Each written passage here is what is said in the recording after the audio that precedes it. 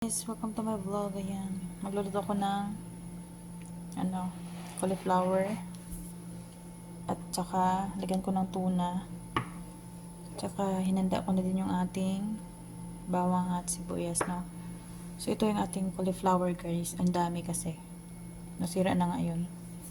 Tingnan nyo, oh. Tinanggal ko na nga yung mga itim-itim dyan. So ang gagawin ko dito, i-ano ko muna to, pakuluan ko muna siya. Saka ko siya ilagay dito sa no? So, ayan. Nagpainit na ako ng tubig. At dito ko igisa yung tuna. Doon ko ilagay yan. Ayan na, kumulo na siya. Ipaluto na natin to. At kapag naluto na to, ilagay na lang natin doon sa ginisang tuna. No?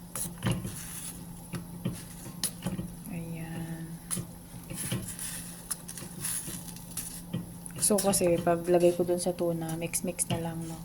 Gusto ko na luto na to siya. So, ako siya ilagay doon sa tuna. Para hindi na masyadong tatagal sa apoy yung ating tuna, no. Ayan. Ang init, grabe. So, ito na, guys, no. Magigisa na tayo ng ating tuna. Okay? Ting tuna. Okay, guys, medyo mainit na ito. Lagay na natin ang ating sibuyas.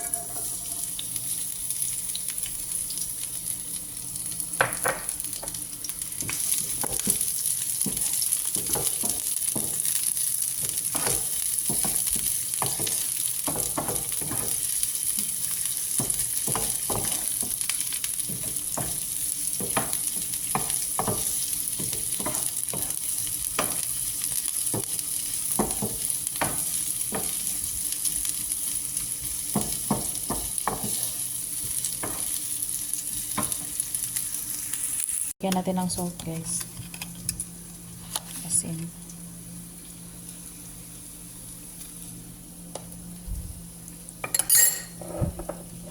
Tapos black pepper.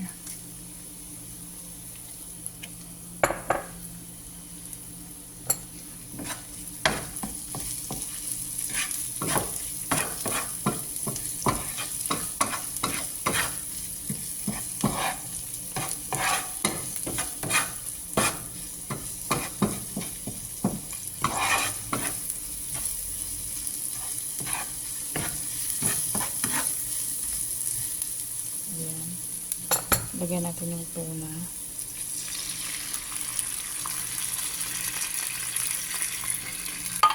Lagyan natin yung carrots.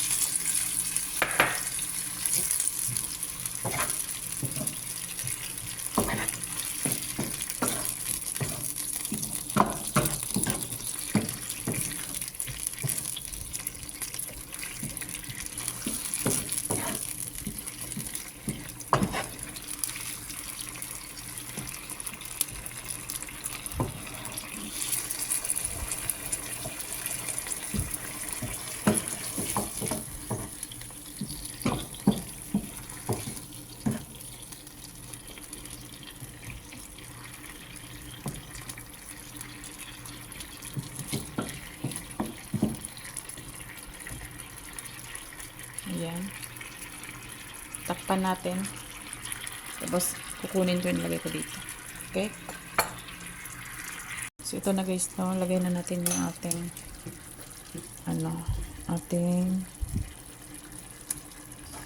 tawag nito, cauliflower.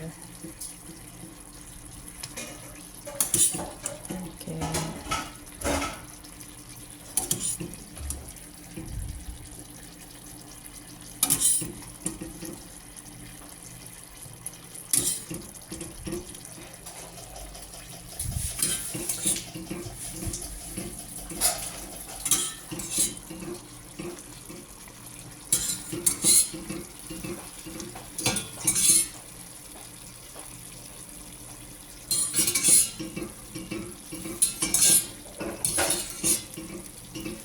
Alam mo yung pinag-anon dyan, iinamin ko yan. Gawin kong water, yan mamaya. Iinamin ko yan mamaya. Okay, so ayan. Yan na natin. Mix lang natin.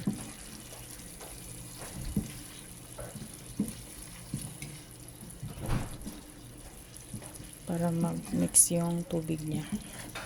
Ay, may tubig, yung lasa. Luto na tong ano, cauliflower. Luto na din yung ating ano. So, ipag-mix na lang natin sila para magsama-sama yung mga fillings nila dito.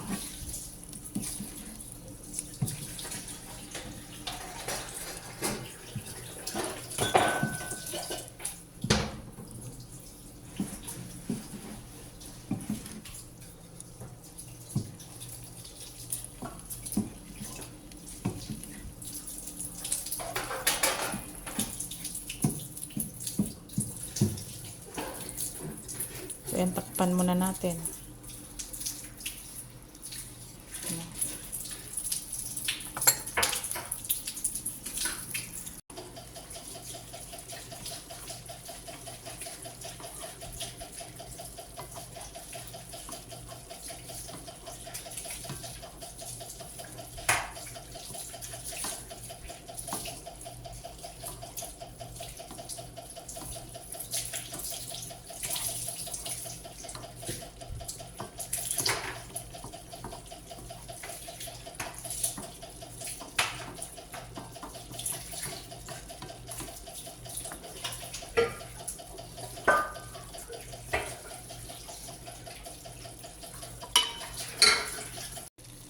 Yan, luto na to.